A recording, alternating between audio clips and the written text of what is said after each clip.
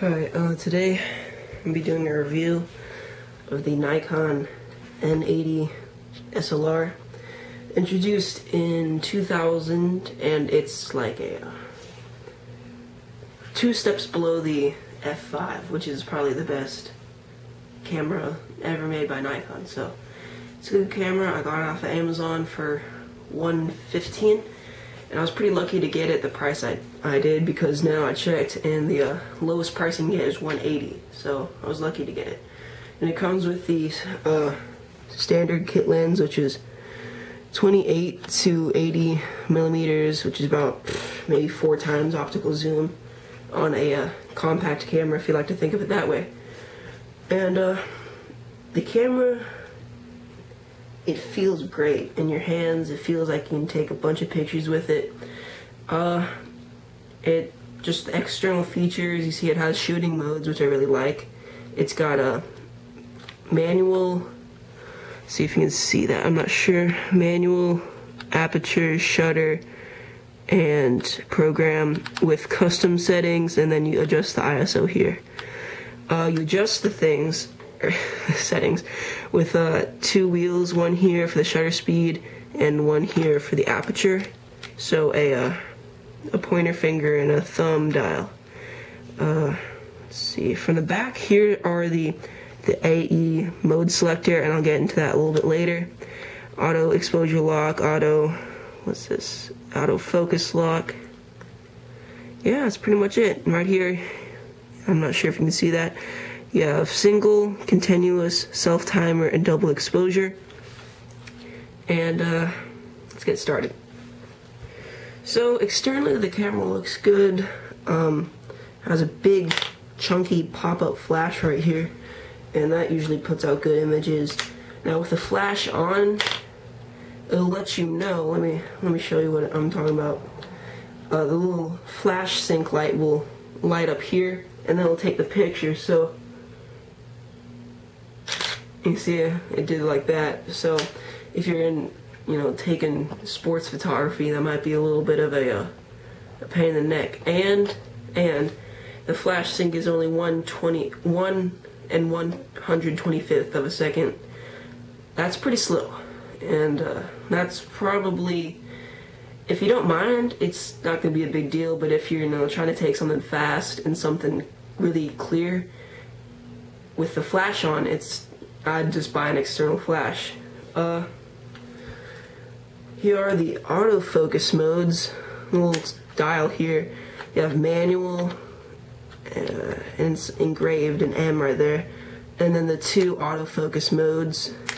And I'll show you how quick the autofocus is. It's actually really nice. It's about that quick, and you have to play with it a little bit to get the right focus, and right now I'm in focus and I can take a picture. So of course you can do manual focus, which I kind of like to do. The lens feels smooth when you're twisting through it. No big deal, nothing special. I usually keep it on shutter priority, and the shutter speed can go from 30 seconds to 1/4000th of a second, which is nice. And the aperture, I have to check, I think it goes probably to, let's see, in a dark room it goes to f/22, but outside it goes probably somewhere around f/40, f/50. I don't know if I'm right about that or not. Continuous, supposedly 2.5 frames a second. I'll show you how that sounds. Okay, what happened there? Why isn't it not wanting to do it? I've had a few problems with this camera, just being defiant. Right now, it's not wanting to take the picture, so that's great. Yeah, I think my batteries may have died right there. Turn it back on and try it again. There we go. Yeah, for a second I thought something bad happened, so that's how fast I can take it. I'm not running on any film right now. As you can tell, I wouldn't be taking these pictures. Right here by the shutter release button, you have flash exposure compensation. You hold this down while you twist one of these wheels, and that'll change. And just normal exposure compensation. And you just press that button to light up the display screen. So far, I think this would be a good camera for an amateur photographer.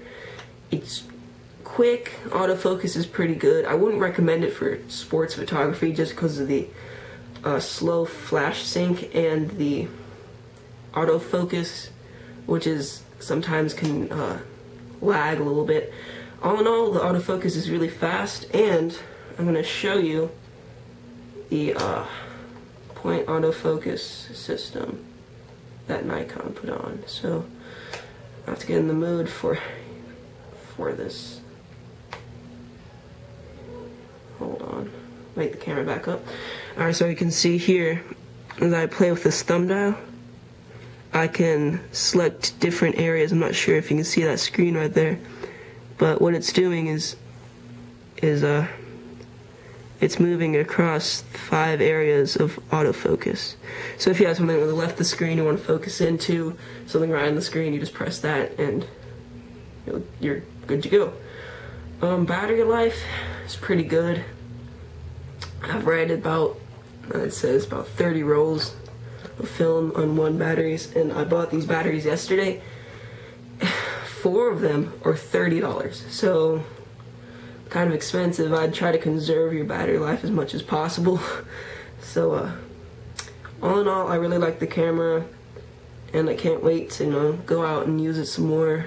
And my first roll of film will be coming in tomorrow, and I'm really excited about that. So I'd recommend it. The only thing bad about it is the slow flash and a little lag on the autofocus, but besides that, it's a good camera, and I definitely consider it. If you want a faster camera, I'd buy the F100 or the F5, but you're spending a lot more money there, so it's really up to you.